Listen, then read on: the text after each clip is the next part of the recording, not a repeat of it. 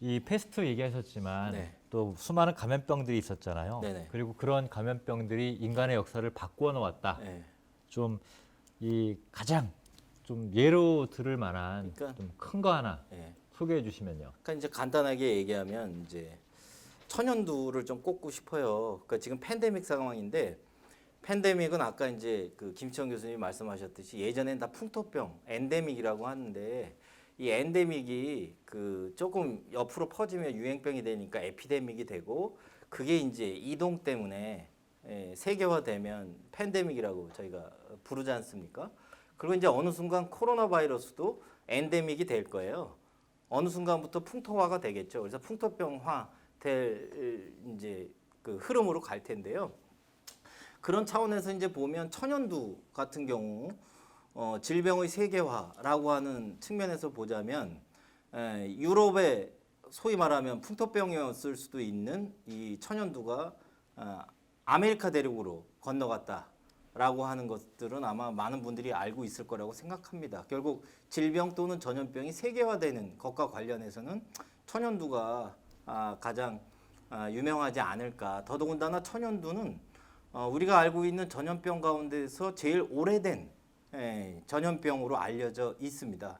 그래서 서양의 문헌에는 동양에는 뭐 거의 없다고 하지만 서양의 문헌에는 기원전 13세기, 14세기 이집트하고 히타이트 그래서 아시리아가 이제 등장하기 전에 그 있었던 이제 거의 세계 제국화된 나라였을 수 있는데 그때 이제 기록에도 나와요. 그래서 천연두는 인류가 역사를 써나가기 시작할 때부터 시작된 것이었고 또 1492년 콜럼부스로 상징화되는 유럽의 대항해 시대에 그들을 따라서 유럽에서 아메리카로 건너갔던 그래서 이 질병이 세계화되는데 결정적인 역할을 했던 더불어서 지금 2020년에 살고 있는데 천연두가 또 문제가 되는 게 뭐냐면은 생물학 무기와 관련해서 이 쓰일 가능성이 가장 높은 그 균 가운데 하나 우리가 탄저균 얘기 많이 들어봤을 텐데요. 물론 또 천연두는 인류가 처음으로 종식시켰다고 알려져 있는 전염병이기도 합니다.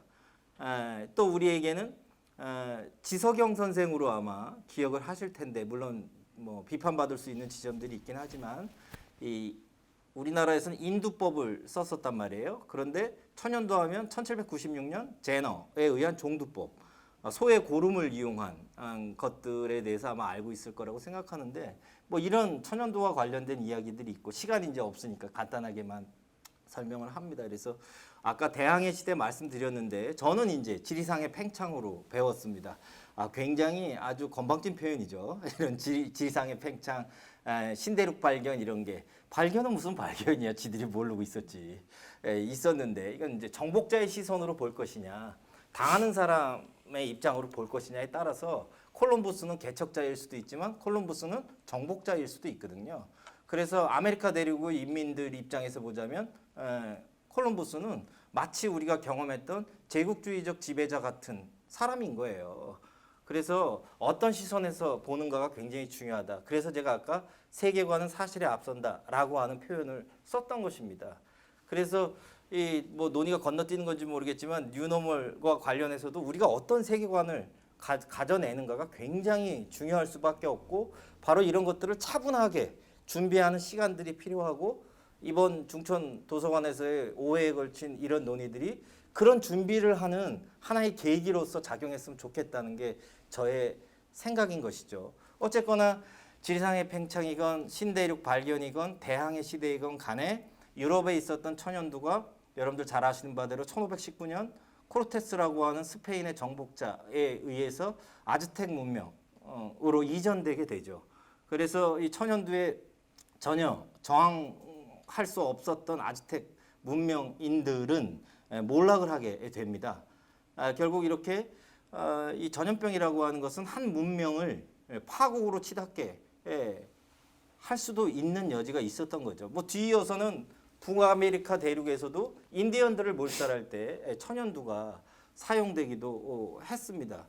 아마도 몇백 명밖에 되지 않았던 코르테스가 수십 마리에 달하는 아즈텍 문명인들을 정복할 거라고 누구도 예상하지 못했을 거예요.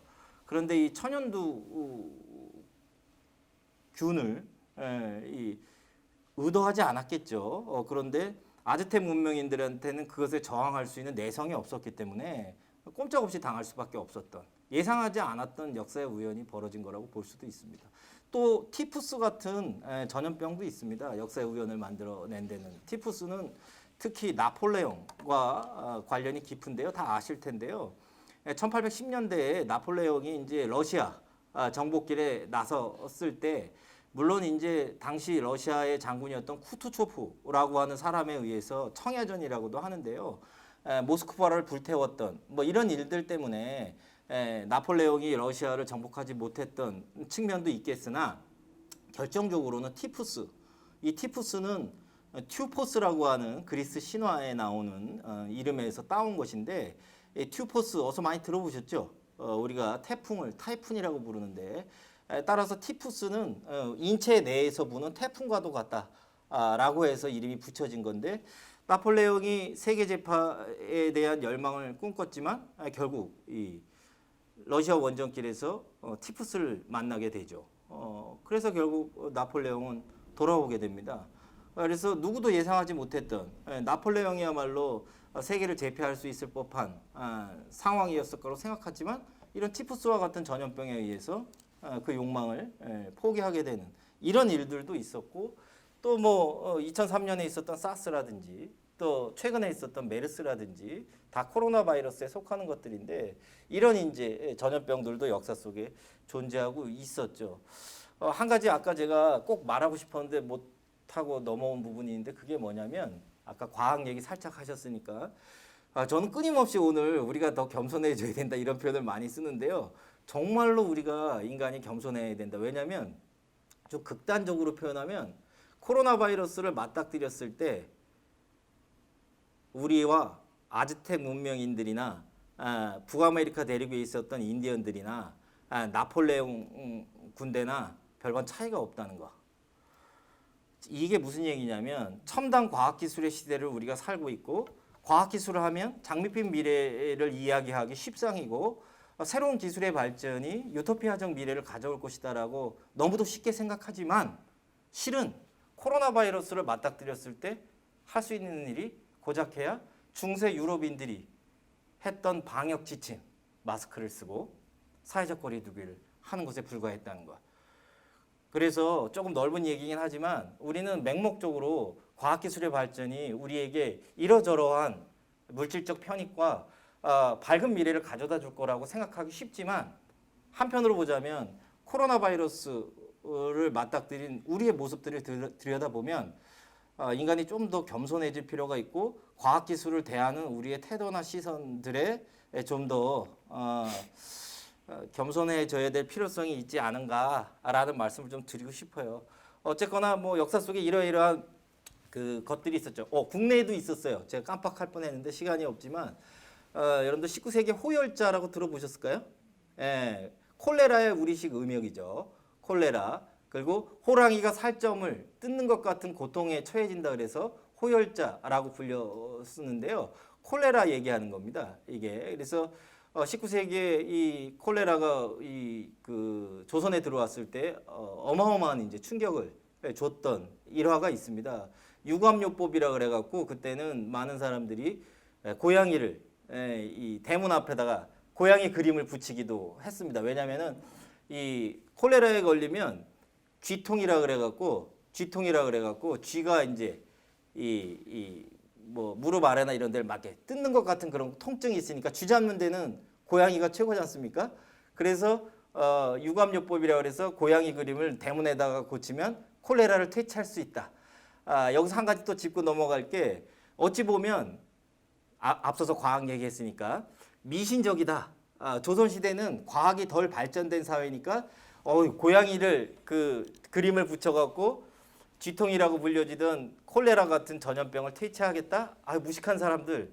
역시 조선은 후진적이었네? 이렇게 생각하면 안 된다는 얘기를 꼭 하고 싶은 거예요. 제가. 왜냐하면 서양에서도 천연두라든지 패스트라든지 이런 전염병이 왔을 때 대포 쏴갖고 쫓으려고 하기도 했고요.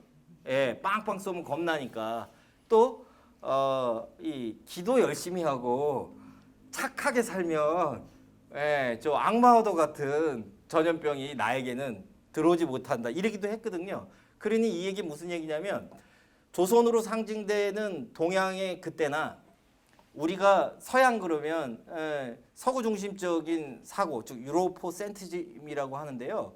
그것 때문에 선진적이고 무슨 발전된 사회고 이런 식의 구도를 갖고 있는데 전혀 그렇지 않다는 거예요. 서양도 마찬가지로 미신적이기는 동양 못지 않았었다. 자꾸만 많은 사람들이 동양은 아웃 오브 데이트, 즉 낡은 구식의 뭐 이런 후진적인 이런 것들을 생각하는데 전혀 그렇지 않은 측면들이 있었다는 것도 꼭 제가 짚고 넘어가고 싶습니다. 이런 호열자가 있었고요. 20세기에 뭐 여러분들 다 아시는 바대로 무오년 독감이 있었죠. 아마 언론에서 많이 봤을 테니까 그게 스페인 독감이라는 거죠. 그리고 왜 스페인 독감으로 불려졌는지는 강신익 선생님의 유튜브를 보시면 됩니다. 중천에서도 얘기했는지 모르겠는데 제가 실시간으로 다 보긴 했는데 여기선 얘기 안 한 것 같고 강신익 선생님 개인 유튜브 채널 보시면 아마 설명해 줄 텐데 원래는 미국 독감입니다.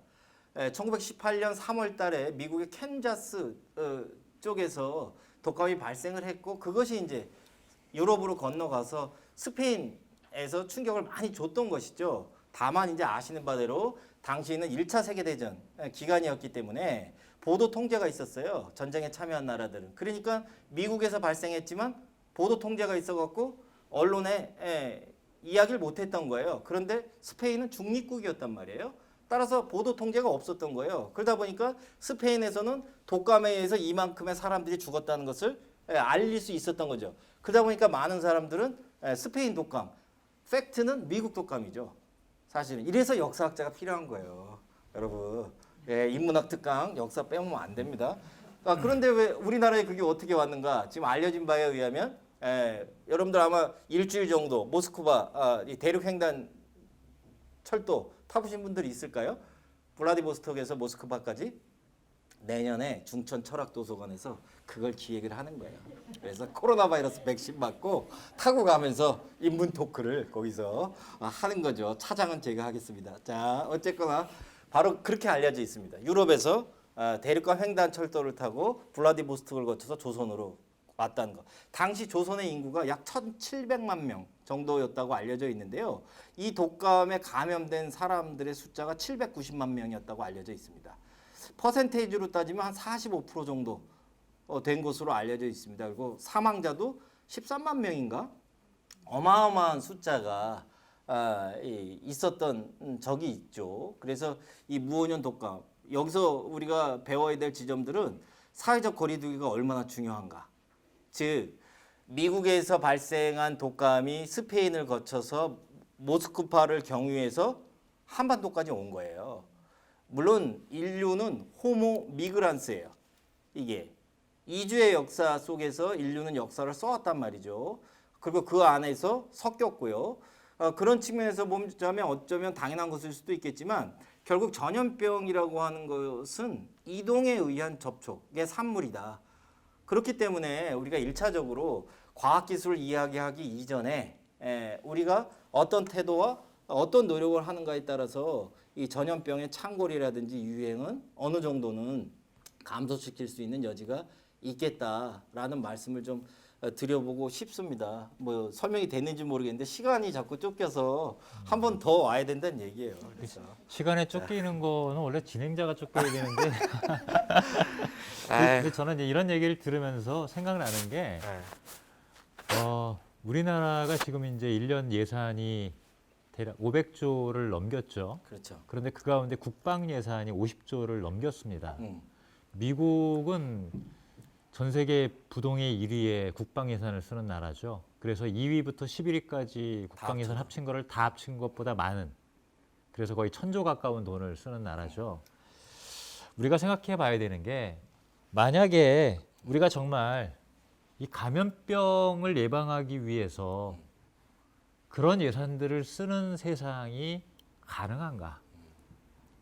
우리가 이제 생각해 봐야 되는 거는 그런 얘기라는 거죠. 만약에 이번에 이제 뭐 1차, 2차 이제 재난 사태를 맞이해 가지고 이제 지원 정부에서 특별 예산을 편성해서 지원하는 뭐 3조 쓰고 10조 쓰고 엄청난 논란이 있는데 50조를 쓰고 있는 그 돈에 대해서는 왜 문제를 삼지 않는가? 미국이 1000조라고 하는 걸 쓰는 게 존경의 대상인가?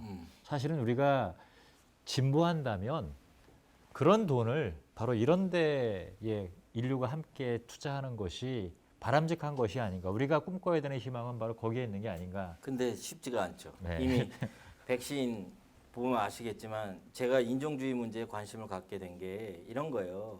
분명히 이럴 거라고 생각했어요. 국가 인종주의, 국가 민족주의가 이제 그래서 제가 조심스러웠던 거예요. 우리의 그 표현에 대해서 우리가 잘하고 세계 최고 수준인 건 다행인데 저는 국가 중심주의적인 사고 틀에서 벗어나야 된다고 봤던 것이죠. 더더군다나 바이러스는 팬데믹, 세계화된 차원이었기 때문에 어느 한 나라만 잘한다고 해서 되는 게 아니에요. 따라서 이 얘기는 무슨 얘기냐면 우리의 세계관 자체가 19세기 이후로 너무 국가주의 중심적으로 사고하고 있는 것 아닌가에 대한 그 걱정이라고 해야 될까요? 협력과 연대라고 했을 때 굳이 뭐 슈바이처의 생명중심주의를 거론하지 않더라도 우리뿐만 아니라 유럽 애들도 조심해야 되고 또 아프리카 사람들도 조심해야 되고 왜? 앞서 말씀드렸듯이 이동과 접촉에 의해서 전염병이 팬데믹화 되는 것이라고 한다면 우리만 노력해서 될 문제가 아니에요. 그렇다면 그 얘기 무슨 얘기냐면 우리 안에 갇혀서는 안 된다는 거예요. 이게 넘어설 수 있어야 된다는 거죠. 따라서 자칫 우리가 너무 국가 중심적으로 사고하게 되면 지금 백신과 관련해서 벌어지고 있는 것처럼 특정한 국가들이 자신들의 국민들만을 위해서 뭐 백신을 이렇게 준비하겠다라고 하는 시도에 대해서도 한편으로 보자면 저게 과연 옳은 선택인지에 대해서 좀 비판적으로 바라볼 수 있는 지점도 있고 그러면서 우리는 어떠한가에 대해서도 살펴봐야 될 필요성들이 있는 것 아닐까. 바로 이제 그 지점들 때문에 제가 인종주의 문제에 좀 더 우리가 관심을 가져야 될 필요성이 있다라고 이제 봤던 것이에요. 이게 왜냐하면 앞서 표현한 대로 인종주의 문제는 국가를 앞에다 붙이게 되면 국가 인종주의나 국가 민족주의적 차원에서 그렇기 때문에 중국 우한이라고 하는 네이밍이 굉장히 위험한 발상이고 중동 메르스라고 하는 표현들이 위험할 수 있는 여지들이 있는 것이죠. 그러면 타국 사람들이나 복균될 가능성이 있다고 믿어지는 사람들에 대한 배척 이런 것들이 강해질 수 있지 않습니까? 그래서 그런 틀거리들을 좀 쉽지는 않겠지만 우리가 넘어서는 방향으로 뉴노멀의 내용을 만든다면 가져가야 되지 않겠는가. 그리고 만에 하나 제가 이제 선생님의 입장에 조금 더 동조를 한다고 치면 그 흐름의 주도를 우리가 하면 되는 거 아니겠습니까? 그러면 됐죠. 주도라기보다는 왜 이래? 자, 주도는 뭐 그러니까 좋아 알았어. 그럼 주도가 아니면 이니셔티브를 우리가 줄 수 있는 거 아니겠습니까? 헤게모니를 쥐자는 얘기가 아니라 무슨 지배력이나 주도권을 가자는 게 아니라 우리가 이 정도의 준비가 됐으니 주체적이고 능동적으로 한국이 앞서서 즉 과거에는 과학기술과 관련해서는 모방과 추격이라고 하는 키워드로 우리는 인생을 살아왔단 말이야. 지금 이걸 보고 계신 어르신들이라고 해도 되죠. 전부 다 나이 많으신 분들은 저는 꼴랑 50대니까 제 윗세대들 부모님 세대들이나 할아버지 할머니 세대들의 시대에는 모방과 추격이었단 말이에요. 우리도 선진국이 되자. 그렇지 않습니까? 그런데 지금 코로나 바이러스 국면에서는 단순한 모방과 추격이 아니라 우리가 뭔가 새로운 걸 창조하고 그리고 뭐 이렇게 이끌어갈 수 있는 그런 흐름들로 가야 된다라는 주장들이 있지 않습니까? 그래서 그런 측면에서 보자면 저는 우리의 고민을 국가 단위에서 이렇게 묶어두지 말고 이것을 좀 더 넓혀서 봐야 된다. 다행스럽게도 이제 자연스럽게 제가 할 얘기로 넘어가는데 미국에서 여러분들 잘 아시겠지만 흑인의 생명도 소중하다라고 하는 해시태그 운동이 우리나라에서도 일어나고 있단 말이죠. 결국 이 얘기 무슨 얘기냐면 국가 중심적인 사고에서 벗어날 수도 있는 가능성들이 있겠다라는 얘기가 되는 거예요. 이제 그런 차원에서 트럼프는 제껴놓고 생각해야 될 거라고 저는 생각합니다. 그가 미국의 모든 것을 대변하는 것도 아니고요. 미국의 모든 사람들이 트럼프 같은 생각을 할 거라고는 생각하지 않습니다. 그 어쨌든 뭐 좀 이상한 측면들이 있으니까 어쨌든 물러가니까 차제에 이제 제 생각에는 이 그 흑인의 생명도 소중하다 해시태그 운동이 전 세계적으로 이뤘다면 백신이라든지 많은 사항들에 대해서도 좀 이상적인지 모르겠지만 국가 중심의 사고가 아니라 인류 전체를 놓고서 지구라고 하는 하나의 생명체를 전체로 놓고서 사고할 수 있는 그런 원대한 꿈들, 희망들 바로 이런 것들을 만들어 가는데 저는 선생님과 같은 철학자들이 이 화두를 던지고 그것을 담론화하고 그런 담론들을 우리 모두가 실천해 가면 얼마나 좋을까. 그리고 우리도 뭐래도 한번 해보자. 그런 고민들이 저는 이런 인문 토크의 그 이유라 그래야 될까요? 우리가 여기서 뭐 누군가를 뭐 계몽할 위치에 있는 것도 아니고 나를 따르라. 뭐 이거 얼마나 시건방진 일입니까? 그러니까 저는 생각이 이런데 선생님들은 어떠십니까? 물어보고 제 생각이 이런데 동의한다면 함께 갈래요? 뭐 이런 거죠. 그래서 이제 제 뜻은 제가 너무 가볍게 얘기했는지 모르겠지만 제가 인종주의에 주목한 까닭 중에 하나는 바로 그거예요. 국가주의로부터 좀 벗어나야 될 필요성이 있다.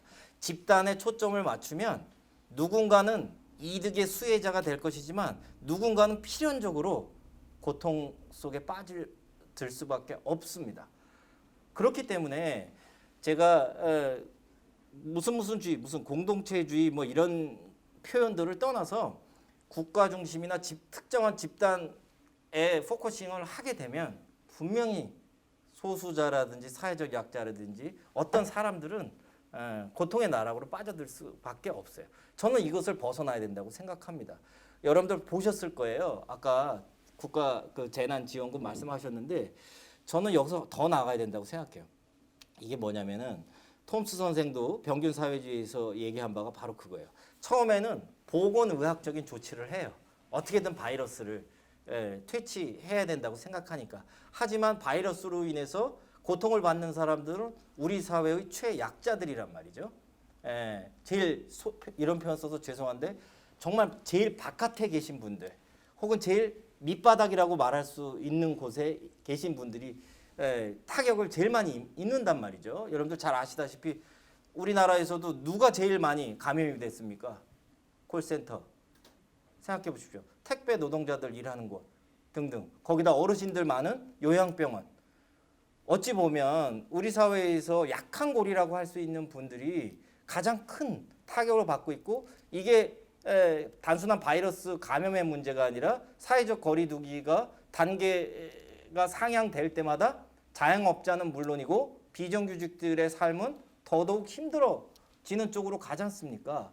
그러니 이 그 병균 사회주의적 측면에서 보건 위생적인 측면에서만 접근할 게 아니라 사회 개혁으로 나가야 될 필요성들이 있는 것이죠. 그렇기 때문에 우리 사회에서도 재난지원금이라든지 혹은 이 전 국민 고용보험 뭐 이렇게 가입시키도록 한달지, 즉 보건의 문제는 단순한 보건의 문제가 아니라 이처럼 사회 개혁의 문제와 맞닿아 있다라는 얘기를 제가 하고 싶은 거예요. 따라서 우리의 관심이 단순한 보건위생학적인 측면에서만 접근할 것이 아니라 사회 개혁에 대한 관심도 가져야 될 것이고 바로 이럴 때 저는 포스트 코로나 시대의 뉴 노멀의 내용이 이전과는 다른 사회를 만들어가는 곳으로 갈 수 있다고 생각하는 거예요. 오토 노이라트라고 하는 학자가 과학에 대해서 이런 개념 정의를 한 적이 있어요. 과학은 항해 중인 배와도 같다. 저는 지금 어디로 갈지 모르는 그런 배 위에 우리가 올라타 있다고 생각해요. 여러분들은 그 배를 어느 곳으로 끌고 가고 싶습니까? 결국 우리 손에 달려 있는 거예요. 그래서 이런 시간들을 통해서 여러 상황들을 고민해 보면서 모두에게 뭔가 안정감을 줄 수 있는 사회로 끌고 갈 수 있는 노력들을 해보자. 바로 그러기 위해서 우리는 인종주의 문제를 들여다봐야 된다라고 이제 저는 봤던 거죠. 계속 얘기해도 되나요? 네. 자. 좀 쉬었다가 하세요. 아주 이게 취소. 제가 듣보잡이긴 하지만 찾는 곳이 꽤 많습니다. 그런데 와, 뭐 취소. 제가 얼마 만에 말을 하는지 모릅니다. 이해해 주십시오.